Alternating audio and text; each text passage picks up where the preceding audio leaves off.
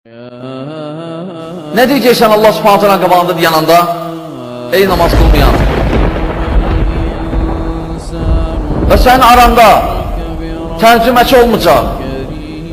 Allah subhanət hələ buyuracaq, deyəcək, namaz qıldın. Diyecəksən, ya Rab, vaxtım yox idi, nerede oynayırdıq? Siriyallah baxırdıq, sənin vaxtım yox idi, işim var idi. O söhbət getməyəcək.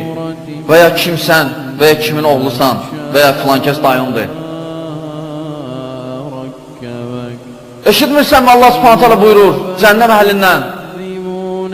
O vaxt ki, onlardan soruşacaqlar, mən sələkəkum fi saqar. Bu saqara sizə nə səbəb oldu, daxil oldu? Saqara yəni cəhənnəm. Onlar deyəcəklər, nəmnəkum minəl musallin. Biz namaz qılanlardan olmadıq. Müddəssir surəsi 42-ci, 43-cü ayələr. Hər bir müsəlman bu əməl etməlidir. Çünki bu Allah Teala və Rasulunun əmridir. Namaz sənin xətalar və günahlar yuyur. Səni fahiş pislərdən çəkindirir və cənnətə daxil olmağı səbəbdir və cəhənnəmdən uzaq olmağı səbəbdir.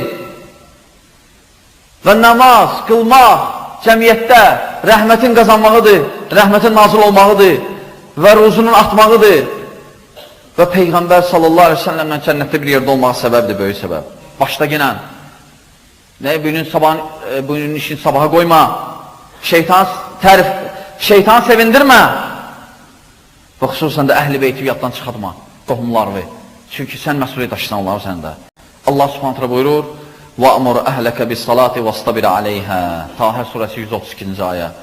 Namaz qıl və əhl-i beyti və əmr et namaz qılmağı və bunun üzərində səbir etkinə.